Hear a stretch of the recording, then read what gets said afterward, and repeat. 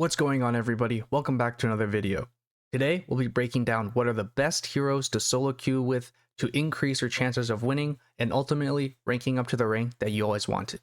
Make sure to subscribe if you want more content regarding Marvel Rivals, and if you enjoyed the video, hit that like button, turn on the bell notification so you can be notified every time I post a video. Without further ado, let's get right into it. Starting us off are the Vanguards, and we're starting with Doctor Strange.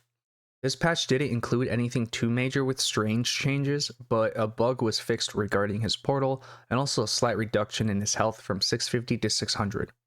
While he was technically nerfed, the changes were not substantial enough to knock him out of the low S tier or the high A tier, and with one of the most well-rounded kits in the game, it is no surprise to see that Strange is very common across all elos.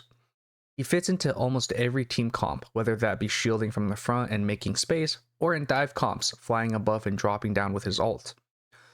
Strange is definitely one to pick up and learn, and perhaps master if you're looking to climb the ranks as fast and as efficiently as possible. Strange and Hulk allow for a very nice damage boost on Strange's energy expel ability, making it much more deadly when paired up with his ultimate or even just by itself. Next up is Magneto. Magneto did not also get many changes either, but there was an increase in projectile damage from 35 to 40, and also an increase in energy consumption for his shield from 50 per second to 65 per second, and a reduction in its duration to 1.5 seconds from the original 2.0 seconds. Similar to Strange, he rocks a shield, but this time his shield doesn't have a health bar. He has insane damage absorption, and his ability to shield either himself or his allies from any damage is kinda nuts. When paired with his best friend Wanda, he pulls out a sword that, well, it shoots more swords. It's kinda crazy, and his ult also goes well with any comp. He lacks the mobility that the next hero has, but he is for sure one to look out for. Venom is the most mobile of the Vanguards on this list. His adjustments to this patch included a reworked knockback effect to his abilities, and also reducing his ult cost from 2800 to 2500. He has incredible dive potential, but also an escape if things get sticky. His ability to self-shield not just once, but twice with his ultimate allows him to continuously make space as well. A good Spider-Man is already a menace. When paired up with the Venom, that Spider-Man becomes a one-shot machine, enabling free kills and free wins. But what if you're on the other end? How do you fight against such a monster? Bucky is a great pick for those who need someone consistent and versatile. He did not receive any major changes in this patch, and his kit gives him shielding, CC, ammo resets, and even more. An amazing pick for dive comps and protecting his healers, he also has the ability to counter dive, forcing backline fights and also zoning. He has a high pick rate in both high and low elos, and a good Bucky can be detrimental to the enemy team in any composition. When Bucky is paired with Racoon, the infinite ammo boost allows Bucky to become this fire-spitting dragon, deleting tanks, DPS, and supports alike with ease. While Bucky has the ability to slow down divers, this next hero specializes in it. Namor utilizes his squid friends to force the enemy Magik or Black Panther to think twice about attacking your healers. Namor also did not receive any changes in this patch, and pairing him up with Luna grants him an extra squid with extra health and also does slowing. This essentially dismembers any kind of dive kit that the enemy has. Namor also boasts the ability to become invulnerable, allowing his squids to do his work for him while he floats in the air, kinda like a chandelier that you can only look at and can't really touch. For anyone looking to have a solid, consistent, and reliable DPS character, Namor takes one of the top spots. Next up, we will be going all the way back to Season 0 with Hela. While Hela received a nerf with regards to her damage falling off at range, she is still very viable and can dominate lobbies. Even though she fell out of the meta, she still packs a punch and can single-handedly carry games. With the ability to 2 or 3 shot squishies and dish out CC as well, her kit is very well rounded, which is topped off with an escape as well. Hela is even stronger when paired up with Thor, who she can revive upon getting the last hit on an enemy, essentially keeping a tank up at all times. Starting us off in the Strategist category is none other than Cloak and Dagger. Cloak and Dagger got nerfed with the 1.5 season patch, but they're still a beast. Dagger's healing, excluding her ult, was left relatively untouched, and she still dishes out a lot of healing. In fact, she dishes out so much healing that she has one of the fastest ult charges in the entire game.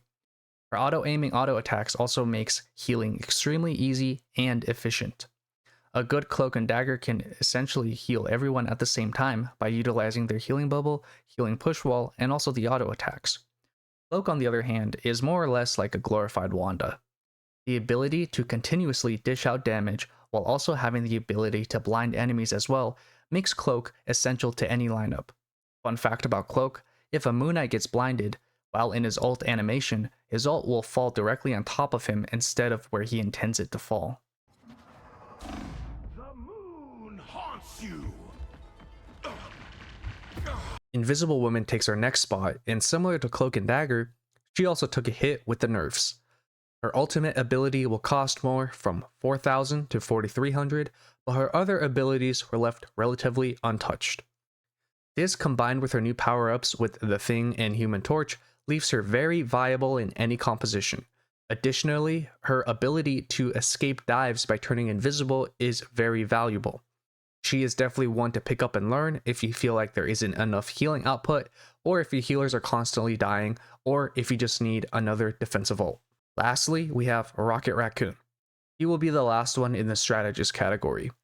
Rocket was left mostly untouched in the recent patch, but they did fix a bug regarding his BRB placements. Rocket is one of those healers that you can just heal bot and climb, and in fact, there's a Rocket in Celestial or Eternity that has double-digit damage throughout their entire career playing Rocket, but I'm not too sure. I'm not saying to do this tactic, but Rocket is a character that is super easy to pick up and has a pretty high skill ceiling. Once mastered, a good Rocket is untouchable, utilizing wall dash boosts and impeccable BRB placements to help the team achieve that much needed victory. Now, we have a few honorable mentions in a separate category. The heroes in this category are great for climbing out of lower elos and also higher elos by mastering them and potentially one-tricking them. Think of it as a it'll suck when you start, but the rewards are well worth it at the end kind of deal. These heroes require flawless target acquisition, positioning, and execution to be able to carry lobbies. First off is arguably the easiest, and that would be Psylocke. Psylocke offers a 5-star difficulty for some reason, but she is relatively easy to get into when compared to others in this category. Her kit revolves around cooldowns and positioning, but is much more forgiving when caught in a sticky situation. Her ult is essentially free kills if played correctly, and Psylocke is a high impact, high kill, and high carry potential hero if mastered, but a bad Psylocke would just be a walking ult farm for the enemy. The second hero in this category is Magik. Magik did get nerfed a bit in this patch, with her damage dealt by Demon's Rage reduced from 80 per second to 72 per second, but her ultimate is now cheaper at 3,400 as compared to the previous 3,700. She is incredibly easy to understand, but executing her is a lot harder. The timings have to be perfect along with positioning and execution, but if done correctly, she can be an absolute menace in the backlines. Black Panther is next. Black Panther is a hero that I'm currently still learning, and he is very hard. I would argue he needs the 5-star ranking over Psylocke, but he only gets 4 for some reason. I'm sure you all have experienced a Black Panther that just absolutely bends over your backline, and there is literally nothing you can do about it. Black Panther requires perfect cooldown management, positioning, but most importantly, mechanical prowess. Don't get me wrong, you still need amazing macro sense to pull off this character successfully, but compared to other characters, his demand for perfect mechanical execution is on another level. He's extremely hard to get into and honestly even harder to master. I would put him up there along with Spider-Man as some of the hardest characters in the game. Loki takes the next spot, and with his difficulty, it can be safe to assume that not many people are playing him correctly. Loki was tweaked around a little bit this patch, and his ultimate cost went up from 3,400 to 4,000. Additionally, his arsenal of missiles capacity went up from 10 to 12. He's an amazing healer with the ability to do massive amounts of damage. Learning where, when, and how to utilize your clones and cooldowns is a huge step that separates the average Loki player from ones that win almost every game. With his power of stealing other ultimates, he essentially brings a wild card that is much harder to stomp. If you're getting dove, pop your lanterns, and all that damage is suddenly negated. If hit scans are hitting you from afar, go invisible and sidestep and reposition. He has so much in his kit that complement any kind of playstyle, but he is so incredibly hard to master. You have to learn terrain management, ultimate timers, and also where to position your clones, and those would just be considered the first steps in mastering Loki. Loki's brother Thor also takes a spot here. Thor was also changed around a little bit with the shared cooldown timers being removed after using your Berserk mode. This makes him a little bit easier to learn, but he's still quite the hero. Learning when to ult, where to ult can be quite difficult in the heat of battle. If you ulted in a room with a low roof, yeah, good luck getting it off if the enemy has any kind of CC. If you use all of your energy in your berserk state, good luck getting out of trouble with no dash. It requires impeccable energy retention and usage along with cooldown timer management. Granted, the update makes it a little bit easier, but there's still an aspect of getting it down correctly. Ideally, you should have some kind of ability ready to go at all times during the fight, and you should never ever be out of energy. Getting to this point from a beginner standpoint is pretty difficult, but it can be very rewarding. Once again guys, thank you so much for stopping by and checking out this video. If you enjoyed the video, make sure to leave a like. Everything here is based on my opinion from my experience playing and also what I saw from the lobbies ranging from the ranks of Bronze all the way to Grandmaster. If you disagree or have different opinions, please feel free to let me know in the comments down below.